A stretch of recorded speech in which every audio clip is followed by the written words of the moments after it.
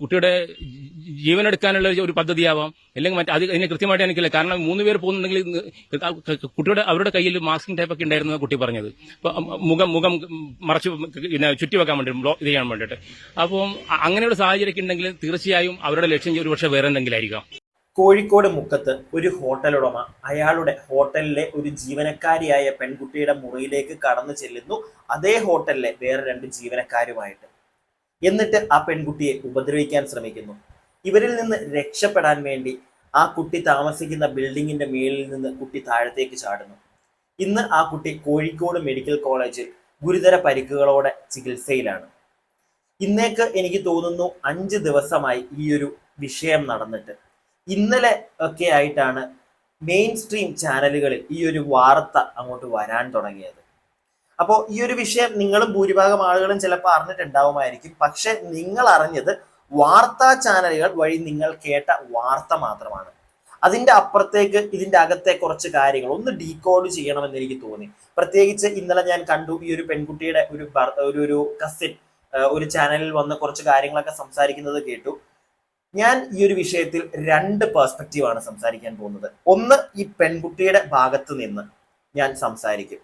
നിങ്ങൾ കുറെ പേര് കണ്ടിട്ടുണ്ടായിരിക്കും ഈ പെൺകുട്ടിയുടെ ഫോണിൽ ഇവർ ഉപദ്രവിക്കാൻ വന്നപ്പോൾ ഈ പെൺകുട്ടി റെക്കോർഡ് ചെയ്ത ഒരു ചെറിയ വീഡിയോ.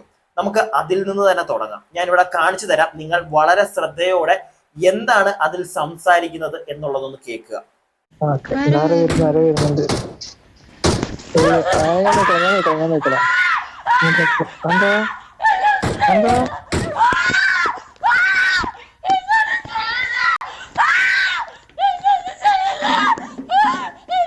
ഞാൻ അങ്കിളാണ്, പേടിക്കണ്ട. അങ്കിൾ നിന്നെ സംസാരിക്കാൻ കൊച്ചുണ്ടാക്കി നിന്നെ മാനം പോകും. കൊച്ചുണ്ടാക്കി നിന്നെ മാനം പോകും. ആ പെൺകുട്ടി കരയുന്നതാണ് നമുക്ക് കൂടുതലും കേൾക്കാൻ പറ്റുന്നത്. എന്നാൽ അതിൻ്റെ ഇടയ്ക്ക് അവിടെ ഓപ്പോസിറ്റ് ഒരു വ്യക്തി വന്നിട്ട് അയാൾ സംസാരിക്കുന്നത്, എനിക്ക് തോന്നുന്നു ഈ കടയുടെ ഈ ഒരു ഹോട്ടലിന്റെ ഓണറാണ്. അയാൾ പറയുന്നുണ്ട്, മോളെ അങ്കിളാണ് എന്ന് പറയുന്നുണ്ട്. അതോടൊപ്പം തന്നെ നീ ഒച്ച ഉണ്ടാക്കരുത്, എന്റെ മാനം പോകും എന്നാണ് അയാൾ പറയുന്നത്. അല്ലാതെ നിന്റെ മാനം പോകുമെന്നല്ല പറയുന്നത്. ഞാനത് എടുത്ത് ഇവിടെ നിങ്ങളോടൊന്ന് ശ്രദ്ധിക്കാൻ പറഞ്ഞ കാര്യം ഞാൻ ഇനി അങ്ങോട്ട് മുന്നോട്ട് പോകുമ്പോഴത്തേക്ക് വേറൊരാളുടെ വീഡിയോ കാണിക്കും, അപ്പൊ നിങ്ങൾക്ക് മനസ്സിലാവും. അപ്പോൾ ഈ ഒരു വീഡിയോ ക്ലിപ്പിൽ കേൾക്കുന്നത് ആ പെൺകുട്ടി കരയുന്നതും ആരാണോ ഈ പെൺകുട്ടിയെ ഉപദ്രവിക്കാൻ വന്നത് അയാൾ പറയുന്നു, എന്റെ മാനം പോകും, നീ ഒച്ച ഉണ്ടാക്കരുത് എന്നാണ്. അതോടൊപ്പം തന്നെ അയാൾ സംസാരിക്കുന്ന രീതി, നിങ്ങൾ ആ ടോൺ കേട്ടല്ലോ. അയാൾ എന്തോ ഒരു പേടിച്ച് വരച്ച് സംസാരിക്കുന്നതാണൊക്കെ എനിക്ക് തോന്നിയത്. അല്ലാതെ ഈ പെൺകുട്ടിയെ എന്തോ മറ്റേ കഴുത്ത് ഞെരുക്കി വാ മൂടി അവളെ ഉപദ്രവിക്കാൻ പോകുന്ന രീതിയിലുള്ള ആ ഒരു രീതിയിൽ നിൽക്കുന്ന ഒരാൾ സംസാരിക്കുന്ന രീതിയിലാണ് അയാൾ ആ സംസാരിച്ചതെന്ന് എനിക്ക് തോന്നിയില്ല. ഞാനത് കുറച്ചുകൂടെ ഡീറ്റെയിൽ ആയിട്ട് ഒബ്സർവ് ചെയ്തുകൊണ്ട് മാത്രമാണ് എനിക്ക് തോന്നിയത്. ഞാൻ ഇപ്പോഴും ഒരു രീതിയിലും പറയുന്നില്ല ആ പെൺകുട്ടിയെ ഇയാൾ ഉപദ്രവിച്ചിട്ടില്ല അല്ലെങ്കിൽ ഇയാൾ തെറ്റുകാരനല്ല എന്ന് ഞാൻ ഇവിടെ പറഞ്ഞു വെക്കുന്നില്ല. കാരണം നമുക്ക് കിട്ടിയ തെളിവുകൾ കൂടുതലായിട്ടൊന്ന് അതിനകത്തോട്ടൊന്ന് ഒബ്സർവ് ചെയ്യുമ്പോഴത്തേക്ക് മനസ്സിലാവുന്ന കാര്യങ്ങളാണ് ഞാൻ ഇവിടെ പറയുന്നത്. അല്ലാതെ ഇവിടെ ഒരാളെയും കുറ്റക്കാരനാണെന്നോ പറയാൻ ഞാൻ നിൽക്കുന്നില്ല. അത് പോലീസുകാരാണ് കണ്ടുപിടിക്കേണ്ടത്. പിന്നെ ഈ ഒരു വിഷയത്തിൽ പോലീസുകാരും എന്തോ ഒരു ഉഴപ്പ് കാണിക്കുന്നു എന്നൊക്കെ പറയപ്പെടുന്നുണ്ട്. അത് എന്തുകൊണ്ടാണ് എന്നൊക്കെ ഞാൻ വിശദമായിട്ട് പറഞ്ഞുതരാം. എൻ്റെ ഒരു ഒബ്സർവേഷനിൽ എനിക്ക് മനസ്സിലായ കുറച്ച് കാര്യങ്ങൾ.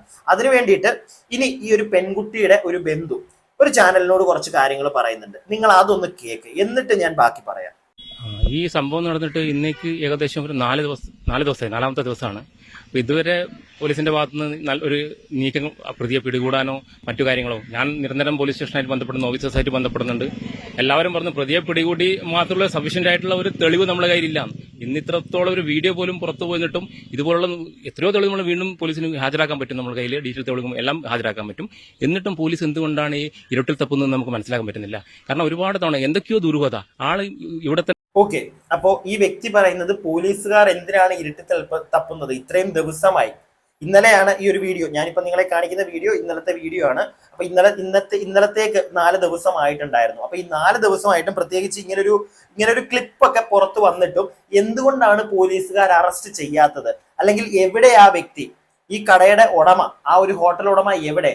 അയാൾ ഈ നാട്ടിൽ തന്നെ ഉണ്ട് എന്നൊക്കെയാണ് ഈ ഒരു വ്യക്തി പറയുന്നത്. എന്തുകൊണ്ട് പോലീസുകാർ അയാളെ അറസ്റ്റ് ചെയ്യുന്നില്ല? ആ പെൺകുട്ടിയെ ആശുപത്രിയിൽ വന്ന് പോലീസുകാർ കണ്ടു, മൊഴിയൊക്കെ എടുത്തു, 2-3 തവണ മൊഴിയെടുത്തു. അപ്പോഴൊക്കെ ആ പെൺകുട്ടി ഇതേ കാര്യം വന്നു, പീഡിപ്പിക്കാൻ ശ്രമിച്ചു എന്നുള്ള കാര്യങ്ങളൊക്കെയാണ് ആ പെൺകുട്ടി പറയുന്നത്.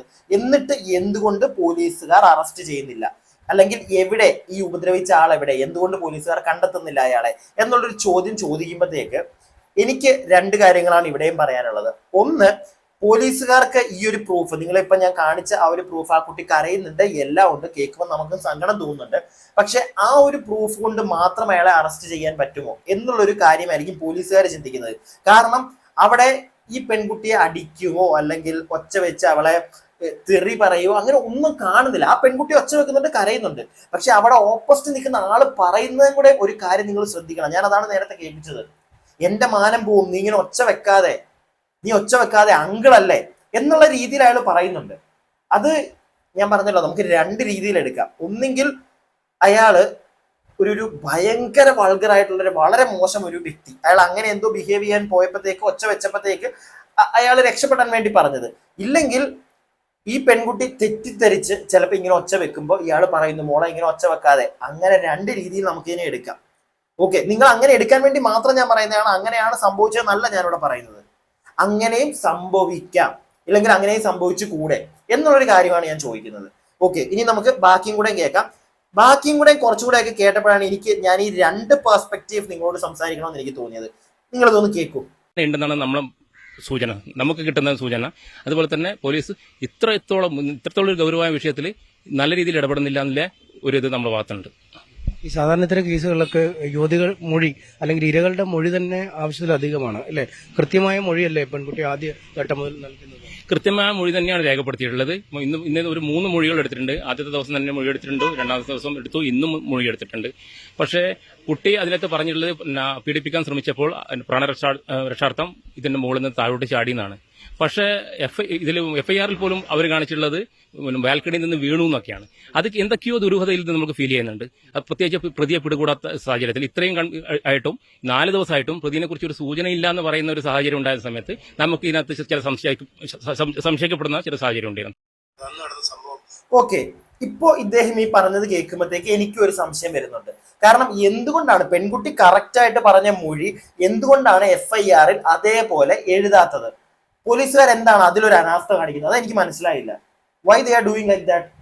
എന്തെങ്കിലും നിങ്ങൾക്ക് ഇനിയും ആരെങ്കിലും മേളിൽ നിന്ന് വല്ല വിളിയും വന്നോ, അല്ലെങ്കിൽ ഈ ഒരു കടയുടമ എന്തെങ്കിലും ചൊളയെറിഞ്ഞ് തന്നോ? അതുകൊണ്ടാണോ എഫ്ഐആർ? ആ പെൺകുട്ടി പറഞ്ഞ കാര്യം അതേപോലെ നിങ്ങൾ എഴുതണം. മനസ്സിലായില്ലേ? ബാക്കി നിങ്ങൾക്ക് തെളിവുകളില്ല എന്ന് പറയുന്നതിനകത്ത് ഓക്കെ. ഈ ഒരു വിഷയത്തിൽ ഇങ്ങനെ ഒരു വിഷയം വരുമ്പോഴത്തേക്ക് പെൺകുട്ടിയുടെ മൊഴി തന്നെയാണ് ഏറ്റവും വലുത്. ആ പെൺകുട്ടിയെ ഇന്ന ആളുകൾ പീഡിപ്പിക്കാൻ ശ്രമിച്ചു എന്ന് പെൺകുട്ടി പറഞ്ഞു കഴിഞ്ഞാൽ അതിനാണ് വാലിഡിറ്റി, അല്ലെങ്കിൽ അതാണ് വാലിഡ് ഒരു പോയിന്റ് അവിടെയാണ്. അല്ലാതെ അതിന് തെളിവ് വേണമെന്നൊന്നും ഇല്ല. പക്ഷെ ഇവിടെ ഒരു തെളിവ് ഈ പെൺകുട്ടി കാണിക്കുന്നതുകൊണ്ടായിരിക്കാം ചിലപ്പോൾ പോലീസുകാർക്ക് ഒരു സംശയം വരുന്നത്. കാരണം ആ തെളിവിൽ ഈ പെൺകുട്ടി കാണിച്ച, അല്ലെങ്കിൽ ഈ ഒരു വീഡിയോ തെളിവിൽ അതിലെന്തൊക്കെയോ ഒരു പ്രശ്നമുള്ളത്. പെൺകുട്ടി കരയുന്നുണ്ട്, ഞാൻ വീണ്ടും അതാ പറയുന്നത്, പെൺകുട്ടിയുടെ കരച്ചിൽ സഹിക്കാൻ പറ്റുന്നില്ല. അതൊക്കെ ഉണ്ടെങ്കിലും ഓപ്പോസിറ്റ് നിൽക്കുന്ന ആള് പറയുന്നത് കേൾക്കുമ്പോൾ ചിലപ്പോൾ ഒരു ഡൗട്ട് വരാൻ ചാൻസ് ഉണ്ട്. ചിലപ്പോൾ പോലീസുകാർക്ക് ആ ഒരു ഡൗട്ട് വന്നിരിക്കാം. അതുകൊണ്ടായിരിക്കും അവരൊന്ന് വെയിറ്റ് ചെയ്യുന്നത്. അങ്ങനെയാണെങ്കിൽ മാത്രം. പക്ഷെ അപ്പോഴും എന്റെ ചോദ്യം ഇതാണ്, അവൾ പറഞ്ഞ കാര്യം അത് അതേപോലെ എഫ്ഐആറിനകത്ത് വരണം. അവിടെ മറ്റൊരുമാതിരി കൊണ പരിപാടി കാണിക്കരുത്.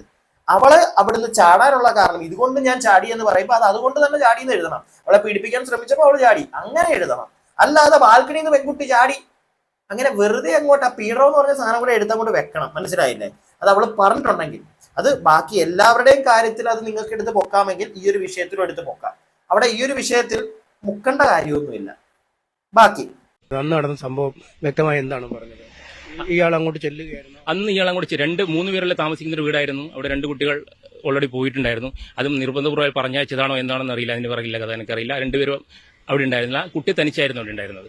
ആ കുട്ടി തനിച്ചുള്ള സമയത്താണ് ഏകദേശം ഒരു 11 മണിയോട് കൂടിയിട്ട് അവർ പോവുകയും അവർ ബലമായിട്ട് പിടിക്കുകയും അതിനകത്ത് വിഷ്വലിൽ തന്നെ അയാളുടെ ഓഡിയോ കൃത്യമായിട്ട് പറയുന്നുണ്ട്. അതിനകത്ത് കാണുന്നുണ്ട് ഒച്ചവർക്ക് നിന്റെ മാനം കളയും, മാനം പോകുന്നൊക്കെ കൃത്യമായിട്ട് പറയുന്നുണ്ട്. ഇതും ഒരു തെളിവായിട്ട്, ഒരു സഫീഷ്യന്റ് ആയിട്ടുള്ള തെളിവല്ല എന്ന് പറയുമ്പോൾ സത്യം പറഞ്ഞ ഖേദകരമാണ്. സത്യത്തിൽ ദുഃഖം തോന്നുന്നുണ്ട്. കേരള പോലീസ് പോലീസിൽ കുറ്റം പറയുകയല്ല, വളരെ വിഷമത്തോടെ 4 ദിവസമായി നമ്മളിവിടെ ഈ മെഡിക്കൽ കോളേജ്, കാരണം നമുക്ക് ലോക്കൽ സപ്പോർട്ടുകളൊന്നും ഇവിടെ ഇല്ല. ഓക്കെ, ഇവിടെയാണ് ഞാൻ പറഞ്ഞില്ല, ഈ വ്യക്തി പറഞ്ഞാൽ നിങ്ങൾ കേട്ടല്ലോ. അതായത് നിന്റെ മാനം പോകും എന്ന വീഡിയോയിൽ പറയുന്നത് നിങ്ങൾ കേട്ടല്ലോ എന്നാണ്. ഞാൻ അങ്ങനെയല്ല കേട്ടത്. നിങ്ങൾ അങ്ങനെയാണോ കേട്ടത്? ഞാൻ കേട്ടത് ആ പറയുന്ന വ്യക്തി, ഹോട്ടൽ ഉടമ എന്ന് പറയുന്ന വ്യക്തി പറയുകയാണ്, എന്റെ മാനം പോകും, നീ ഇങ്ങനെ കിടന്ന് ഒച്ച വെക്കല്ലേ എന്നാണ് പറയുന്നത്. പക്ഷെ ഈ വ്യക്തി ഇപ്പൊ പറയുന്നത് ആ പെൺകുട്ടിയോട് അയാൾ പറഞ്ഞു നിന്റെ മാനം പോകും, ആ രീതിയിലൊന്ന് പറയുന്നത് കേട്ടു. ചിലപ്പോൾ പറഞ്ഞപ്പോഴത്തേക്ക് ഇദ്ദേഹത്തിന് എന്തെങ്കിലും പിഴവ് പറ്റിയതായിരിക്കാം, മനസ്സിലായില്ലേ? ചിലപ്പോൾ എന്തെങ്കിലും, നമുക്ക് എല്ലാവർക്കും തെറ്റുകൾ പറ്റുമല്ലോ, അങ്ങനെ ചിലപ്പോൾ തെറ്റ് പറ്റിയായിരിക്കാം. പക്ഷെ ഇത് പറഞ്ഞപ്പോൾ എനിക്കൊരു ഡൗട്ട് തോന്നി. കാരണം അത് വളരെ പ്രധാനപ്പെട്ട ഒരു പോയിന്റാ. അയാൾ എന്റെ മാനം പോകും, നീ ഇങ്ങനെ കിടന്ന് ഒച്ച വെക്കല്ലേ, അതും ഒന്ന് ഇടറിക്കൊണ്ടാണ് അയാൾ സംസാരിക്കുന്നത്. ആ പറയുന്നതൊക്കെ നിങ്ങൾ കേട്ടില്ലേ? അപ്പം അതുകൊണ്ടായിരിക്കാം പോലീസുകാർക്കും ഈ ഒരു തെളിവിൽ ഒരു സംശയം വന്നത്. ഈ ഒരു തെളിവിൽ, അല്ലെങ്കിൽ ഈ ഒരു തെളിവ് വെച്ചുകൊണ്ട് അറസ്റ്റ് ചെയ്യാൻ പറ്റാത്തതിന്റെ ഒരു കാരണം ചിലപ്പോൾ അതായിരിക്കും. അവർക്ക് ഡൗട്ട് വന്നു കാണും, പോലീസുകാരും ചാടിക്കേറി അങ്ങനെയൊന്നും ചെയ്യാത്തതായിരിക്കാം. അവർക്ക് എന്തെങ്കിലും ഒരു ഡൗട്ട്, ഈ പറഞ്ഞതിനകത്ത് ഇനി എന്തെങ്കിലും മിസ്റ്റേക്ക് ഉണ്ടോ, ഇതിനകത്ത് വേറെ എന്തെങ്കിലും ഒരു കഥയുണ്ടോ, അത് അന്വേഷിക്കാൻ വേണ്ടിയിട്ടായിരിക്കും പോലീസുകാരൊന്നും ചിലപ്പോൾ വെയിറ്റ് ചെയ്യുന്നത്. അങ്ങനെയുമുണ്ട്. ഇനി അഥവാ ഞാൻ നേരത്തെ പറഞ്ഞ ഈ കൈമടക്കമെല്ലാം മേടിച്ചിട്ടാണ് മാമാരും ഉണ്ടായിരിക്കുന്നതെങ്കിൽ അതിനെ നമുക്ക് യോജിക്കാൻ പറ്റത്തില്ല, അതിനെ നമ്മൾ എതിർക്കും. പക്ഷെ നിങ്ങൾക്ക് എനിക്കിപ്പോ ഈ തോന്നിയ പോലെ ഒരു ഡൗട്ട് തോന്നിയിട്ടാണ് ഇതൊന്ന് ചവിട്ടി വെക്കുന്നതെങ്കിൽ നല്ലൊരു കാര്യം. വെറുതെ ഒരാളെ അങ്ങോട്ട് ചുമ്മാ ചാടിക്കേറി ശിക്ഷിക്കാതിരിക്കുന്നത് വളരെ നല്ലൊരു കാര്യമാണ്. കാരണം ഇന്ന് നമുക്കറിയാം ഒരുപാട് പ്രശ്നങ്ങൾ വരുന്നുണ്ട്. ഈ മെൻസ് അസോസിയേഷൻ തേങ്ങ മാങ്ങ ഒക്കെ പൊങ്ങാനുള്ള കാരണം പുരുഷന്മാർക്ക് തീരെ വില കൊടുക്കുന്നില്ല. ഒരു പെൺകുട്ടി പറഞ്ഞാൽ എന്ത് പറഞ്ഞാലും അങ്ങോട്ട് കേട്ട് അവനെ പിടിച്ചങ്ങ് തൂക്കുന്ന ആ ഒരു സ്കീം ഇല്ലാതിരിക്കുന്നതാണ് നല്ലത്. അതിനൊന്നും കൂടെ പ്രത്യേകിച്ച് ഈ ഒരു തെളിവുണ്ട്. തെളിവില്ലാതെ ആ ഒരു പെൺകുട്ടി അവളെ പീഡിപ്പിച്ചു എന്ന് പറഞ്ഞതിന്റെ പുറത്ത് മാത്രം വേണമെങ്കിൽ അറസ്റ്റ് ചെയ്യാം, അങ്ങനെ അല്ലെങ്കിൽ പൊക്കിക്കൊണ്ട് പോകാം. അങ്ങനെ പൊക്കാതിരിക്കാൻ ഇവര് തന്നെയാണ് ഒരു കാരണം ഉണ്ടാക്കിയത്. ഈ ഒരു തെളിവിനകത്തെ സംശയം അത് ചെറിയൊരു സംശയമല്ല. അത് നിങ്ങൾക്കൊന്ന് ഇരുന്ന് ആലോചിച്ചാൽ നിങ്ങൾക്ക് ചിലപ്പോൾ അത് പെട്ടെന്ന് മനസ്സിലാവും. ചിലപ്പോൾ ഞാൻ ഈ പറയുന്നത് നിങ്ങൾക്ക് യോജിക്കാൻ പറ്റണമെന്നില്ല, നമ്മുടെ പെർസ്പെക്റ്റീവ്സ് ഡിഫറെന്റ് ആണ്. പക്ഷെ ഞാൻ രണ്ട് സൈഡിൽ നിന്ന് പറയും. ആ പെൺകുട്ടിക്ക് നീതി നിഷേധിക്കപ്പെടണമെന്നല്ല ഞാനിവിടെ പറയുന്നത്, ഞാൻ വീണ്ടും അത് പറയുന്നു. ബാക്കി ഇയാള് പുറത്ത് പ്രചരിപ്പിക്കുന്ന ഒരു കാര്യം, ഈ ഒരാളെ പീഡിപ്പിക്കാൻ പോവുകയാണെങ്കിൽ, ബലാത്സംഗം ചെയ്യാൻ പോവുകയാണെങ്കിൽ ഇത് ജീവനക്കാരെ കൂടെ കൂട്ടിയാണോ, രണ്ട് തൊഴിലാളികളെ കൂട്ടിയാണോ പോകുന്നൊക്കെ ചോദിക്കുന്നു. അത് എങ്ങനെയാണ് നിങ്ങൾ കാണുന്നത് ഇയാളുടെ ഈ വാദത്തെ? ഇതിനകത്ത് കുറെ ചാറ്റ് ഹിസ്റ്ററി, കുറെ ചാറ്റുകളും ഇതിനകത്ത് കണ്ട്. ഇതിപ്പോ ഈ പറയുന്നത് ഈ ഹോട്ടൽ ഉടമ എന്ന് പറയുന്ന വ്യക്തി അയാൾ കുറെ കഥകളൊക്കെ അവിടെ പ്രചരിപ്പിച്ചിട്ടുണ്ട്, അല്ലെങ്കിൽ പ്രചരിപ്പിച്ചുകൊണ്ടിരിക്കുന്നു എന്നുള്ള രീതിയിലാണ് ആ റിപ്പോർട്ടർ പറയുന്നത്. അതിനോട് നിങ്ങൾ എങ്ങനെ അതിനെ റിയാക്ട് ചെയ്യുന്നു? കാരണം അപ്പത്തേക്ക് ഇയാൾ വേറൊരു കഥ പറയുന്നുണ്ട്. അത് കുറച്ചും കൂടെ നിങ്ങളെ കൺഫ്യൂസിങ് ആവും. കാരണം ഇത് ഇപ്പൊ തുടങ്ങിയൊരു പ്രശ്നമല്ല.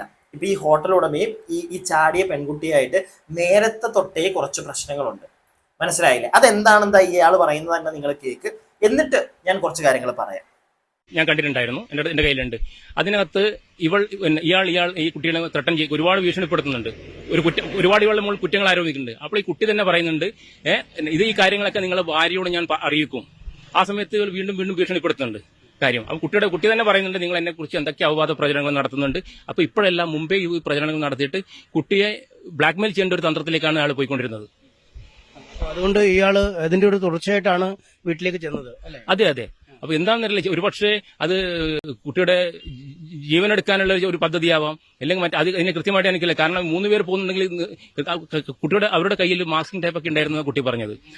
മുഖം മറച്ചു ചുറ്റി വെക്കാൻ വേണ്ടി, ബ്ലോക്ക് ചെയ്യാൻ വേണ്ടിയിട്ട്. അപ്പം അങ്ങനെയുള്ള സാഹചര്യം ഉണ്ടെങ്കിൽ തീർച്ചയായും അവരുടെ ലക്ഷ്യം ഒരുപക്ഷെ വേറെ എന്തെങ്കിലും ആയിരിക്കാം. അപ്പോ ഇതൊരു പീഡനം എന്ന് പറഞ്ഞ് നമുക്ക് തള്ളിക്കളയാൻ പറ്റില്ല. ഇതൊരു പീഡനമാണോ എന്ന് നമുക്ക് ഇനിയിപ്പോ കൺഫേം ചെയ്യാൻ പറ്റില്ല. കാരണം ആ കുട്ടിയുടെ ബന്ധു തന്നെയാണ് പറയുന്നത്, ചിലപ്പോ ആ കുട്ടിയെ കൊല്ലാൻ വേണ്ടിയായിരിക്കും അവരവിടെ വന്നതെന്ന്. കാരണം നേരത്തെ എന്തോ പ്രശ്നം ഈ ഒരു ജീവനക്കാരിയും ഈ ഒരു ഹോട്ടൽ ഉടമയും തമ്മിലുണ്ട്, മനസ്സിലായില്ലേ? എന്തോ ചേറ്റോ ലൈക്ക് എന്തെങ്കിലും കുത്സിതമൊക്കെയാണ് ചിലപ്പോൾ അയച്ചിട്ടുണ്ടായിരിക്കും ആ പെൺകുട്ടിക്ക്. അത് ആ പെൺകുട്ടി ആ ഹോട്ടൽ ഉടമയുടെ വൈഫിനോട് പറയുമോ എന്നൊക്കെ പറഞ്ഞിട്ടുണ്ടായിരുന്നു എന്നാണ് ഇപ്പൊ ഈ ഒരു ബന്ധു പറയുന്നത്. അങ്ങനെയാണെങ്കിൽ എനിക്ക് വീണ്ടും ഒരു സംശയം വന്നു. ഇത്രയും ഒരു പ്രശ്നം ഒരു ഹോട്ടൽ ഉടമയും ആ ഹോട്ടലിലെ ജീവനക്കാരിയും തമ്മിലുണ്ടെങ്കിൽ എന്തിന് വീണ്ടും ആ പെൺകുട്ടി അവിടെ തന്നെ ജോലി ചെയ്തു? ചിലപ്പോൾ ഈ ഒരു ചോദ്യത്തിന് നിങ്ങൾക്ക് മറുപടിയാണ് അവളുടെ കഷ്ടപ്പാട്, എങ്ങനെയെങ്കിലും പണ്ടാരം അടങ്ങി അവിടെ ജോലി എടുത്ത് കാശും കൊണ്ട് ജീവിക്കാം എന്ന് വിചാരിച്ചിട്ടായിരിക്കാം. അങ്ങനെ കൂടെ നമ്മൾ ചിന്തിക്കണമല്ലോ. വെറുതെ ആ പെൺകുട്ടിയെ ഇരുന്നിട്ട് കുറ്റം പറയാൻ ഞാൻ നിൽക്കത്തില്ല. പക്ഷെ അപ്പോഴും നമുക്കൊരു ചോദ്യം ഇങ്ങനെയും കിടപ്പുണ്ട്, എന്തിന് അവൾ അവിടെ തന്നെ പിടിച്ചു നിന്നു? അവൾക്ക് വേറൊരു ജോലി നോക്കായിരുന്നല്ലോ, ഇല്ലേ? വേറൊരു ജോലി നോക്കായിരുന്നു. ഇത്രയും പ്രശ്നം ഉണ്ടായിട്ട് വീണ്ടും അവൾ എന്തിനവിടെ നിന്നു? അതുപോലെ തന്നെ ഈ വ്യക്തി തന്നെ, കസിൻ തന്നെ പറയുന്നു പീഡനം തന്നെ ആയിരിക്കണമെന്നില്ല, എന്തൊക്കെയോ വേറെ മറ്റേ മാസ്കും പരിപാടിയൊക്കെ അവരുടെ ഉണ്ടായിരുന്നു അവരോട് വന്നപ്പോഴത്തേക്ക്. ചിലപ്പോൾ കൊല്ലാൻ വന്നതായിരിക്കാം. കുറെ സംശയങ്ങൾ ഈ ഒരു വിഷയത്തിലുണ്ട്, മനസ്സിലായില്ല? അതുകൊണ്ട് തന്നെ ഒറ്റടിക്ക് ഇതിനകത്ത് ഹോട്ടലുടമയെ ചുമ്മാ കയറി തെറി പറയാനോ അല്ലെങ്കിൽ ആ പെൺകുട്ടിയെ ഒരു രീതിയിലും എനിക്ക് ഒരു ഗേൾ അല്ലെങ്കിൽ ഒരു ലേഡി എന്നുള്ളൊരു പരിഗണന എപ്പോഴും നമ്മൾ കൊടുക്കും, അതുണ്ട്. പക്ഷെ എന്നാൽ കൂടി പ്രത്യേകിച്ച് ആ കുട്ടിക്ക് വയ്യ, അവൾ വീണു, അവളുടെ നടുവൊക്കെ പോയി, അതുകൊണ്ട് തന്നെ നമ്മൾ കൊടുക്കണം അവൾക്ക് ആ ഒരു പരിഗണന. പക്ഷെ ഇതിന്റെ സത്യാവസ്ഥ എന്താണെന്ന് പോലീസുകാർ തന്നെ അന്വേഷിച്ച് പുറത്തേക്ക് കൊണ്ടുവരിക. അല്ലാതെ മീഡിയ ആണെങ്കിലും ഇപ്പൊ ഞാനാണെങ്കിലും എനിക്ക് ഇങ്ങനത്തെ സംശയങ്ങൾ കുറെ ഞാൻ പറഞ്ഞപ്പോൾ നിങ്ങൾക്ക് മനസ്സിലായെന്നാണ് എൻ്റെ ഒരു വിശ്വാസം. എവിടേക്കോ കുറെ പ്രശ്നങ്ങൾ, കുറെ ഡൗട്ട്സ് ഉണ്ട് ഈ ഒരു വിഷയത്തിൽ, മനസ്സിലായില്ലേ? പ്രത്യേകിച്ച് നേരത്തെ തൊട്ടേ ഇവര് തമ്മിൽ പ്രശ്നം ഉണ്ടായിരുന്നെങ്കിൽ പിന്നെ എന്തിനാ അവിടെ തന്നെ പിടിച്ചു നിൽക്കണം?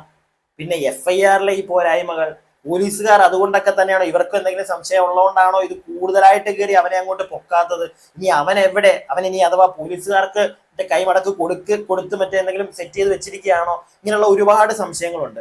ഇത് പോലീസുകാർ തന്നെ ദൈവത്തെ ഓർത്ത് മാന്യമായിട്ട് ഈ ഒരു കേസ് അന്വേഷിച്ച് ആ പെൺകുട്ടിക്ക് നീതി മേടിച്ചു കൊടുക്കുക. അവർക്ക് നീതി കിട്ടേണ്ടവളാണെങ്കിൽ ഞാൻ എൻ്റെ അഭിപ്രായം പറയുന്നു. നിങ്ങളുടെ അഭിപ്രായങ്ങൾ താഴെ കമന്റ് ബോക്സിൽ പറയണം. വീഡിയോ ഇഷ്ടപ്പെട്ടിട്ടുണ്ടെങ്കിൽ ലൈക്ക് ചെയ്യുക, സബ്സ്ക്രൈബ് ചെയ്യാതെ കാണുന്നവർ സബ്സ്ക്രൈബ് ഒക്കെ ഒന്ന് ചെയ്യുക.